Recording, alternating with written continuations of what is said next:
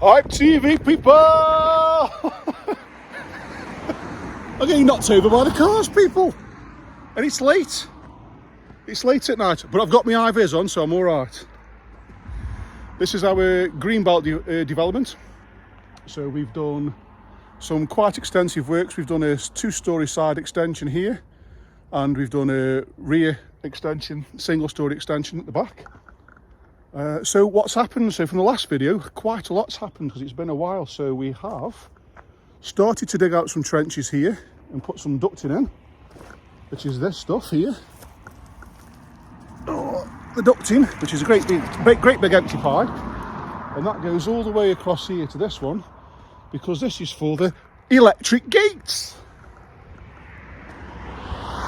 So to give you the vision from the road, we're going to have a brick pillar built up here with one gate on it halfway across, and then here we've got another brick pillar, as you can see there with the tickling stick, folks. We've got 2 lots of ducting there, and we're going to have a pillar there with a straight wall down here. And the idea is then that we will create enough space where my hand is for any cars coming off this road or up this road to park in before they actually get access to the property, so when they're not sitting halfway on the highway. Because as you can see, it's quite a busy road, and as demonstrated now, shutting! That's more further proof.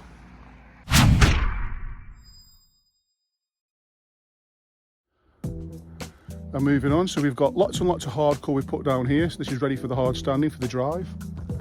So we've got our own manhole here, and we've got a straight line. So what have we done? So we've got the existing manhole there.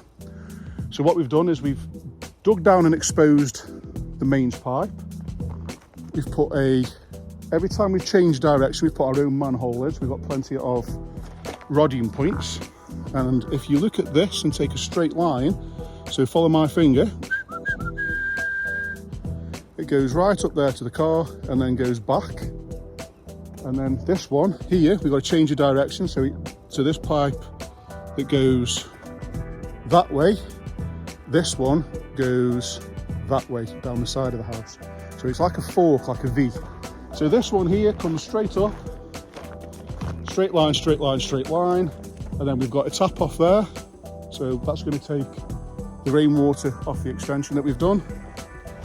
And then it goes round to there. So we've got, that's not obviously been put in properly. That's the reason that's still open like that, is because we've got to cut out somewhere here for the toilets. So the pipe's going to come down and go into there. And then next to it, we're going to have a rainwater gully to come off the roof.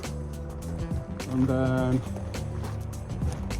around here to the extension, we've got one there and one there. Oh, look at that. Beautiful, people, beautiful. So to paint the picture and set the vision, folks, we're going to have some brickwork in there and back, and then we're going to have a big oak porch that's over the front door. So if you stand back here and look, literally where my finger is, up there, pitched roof, down and down. So a big oak porch that's going in there.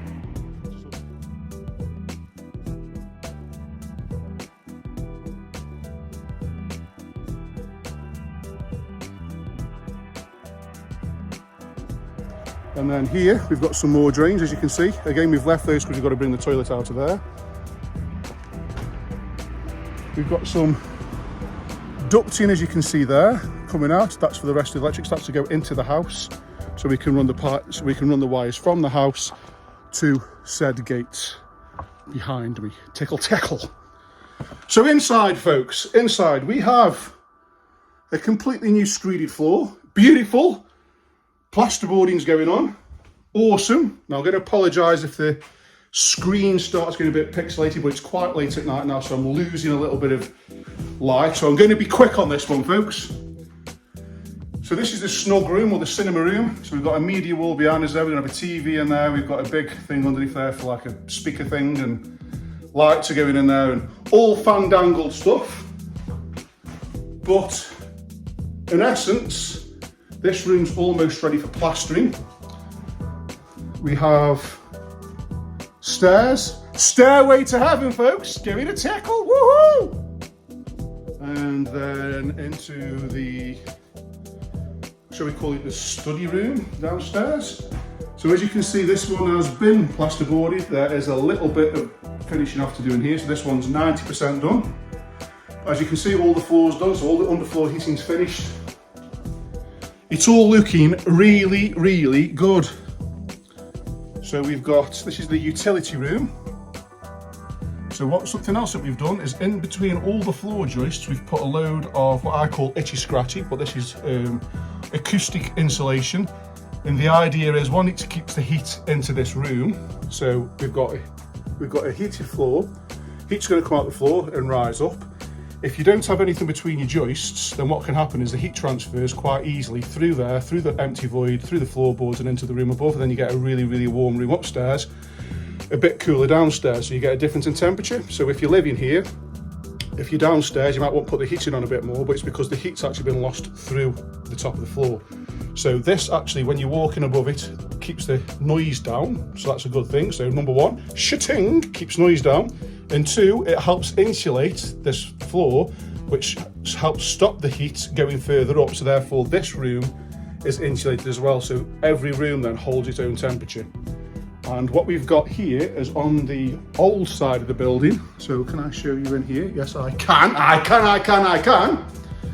So because we've got a mixture of builds, so we've got the new build, which is a cavity, so it's got 150mm cavity with insulation in it, so it complies with the EPC, so it's nice and warm, so that's good. Shitting!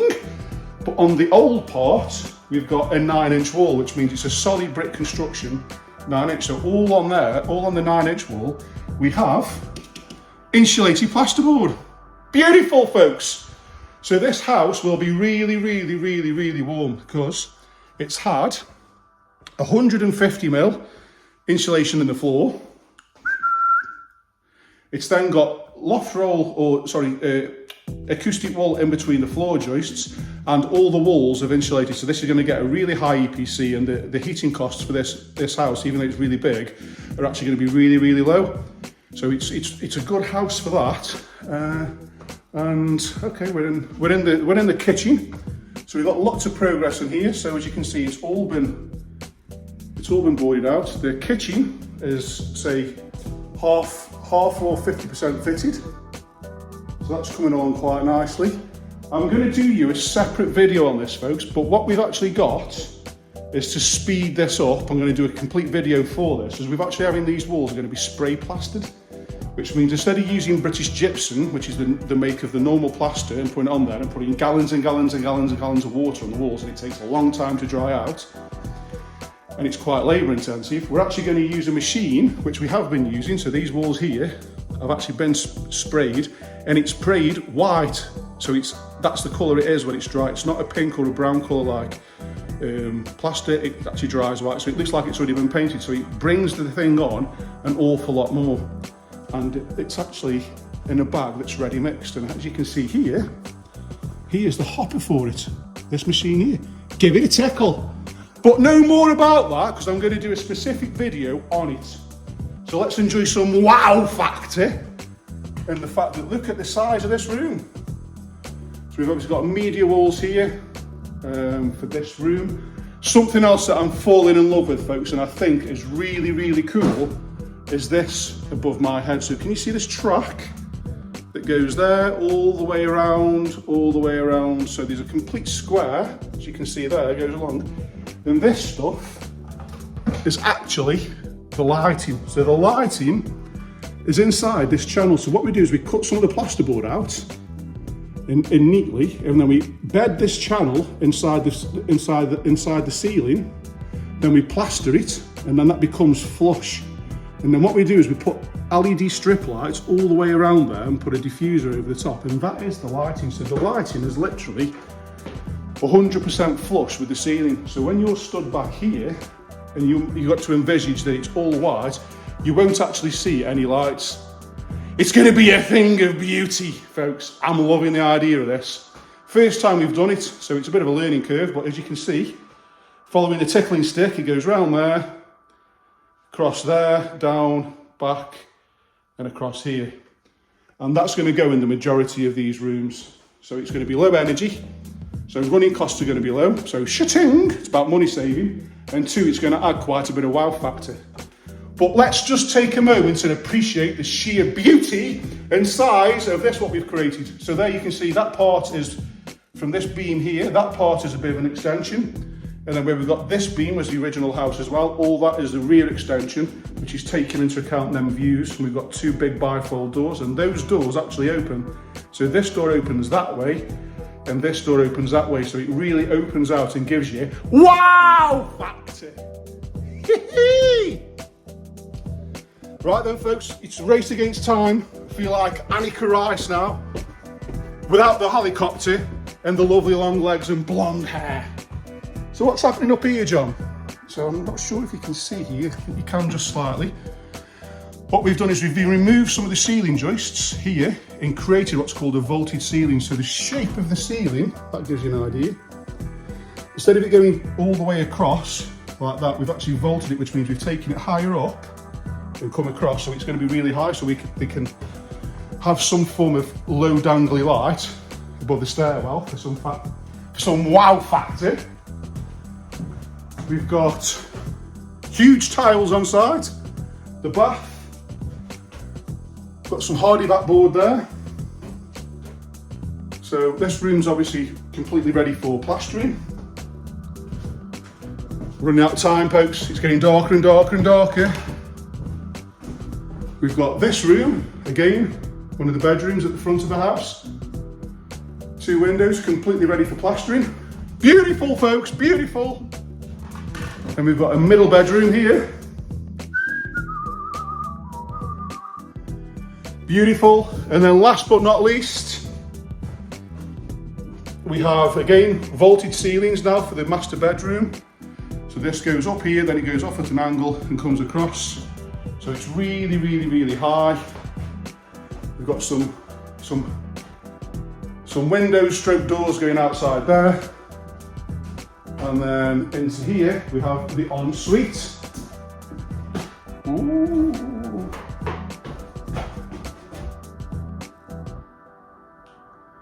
So this is going to be tiled completely, floor and ceiling. So probably not going to get a chance to do a video on this, but for anybody out there that doesn't know this, showing a little bit of simple knowledge to a builder, but somebody else might not be.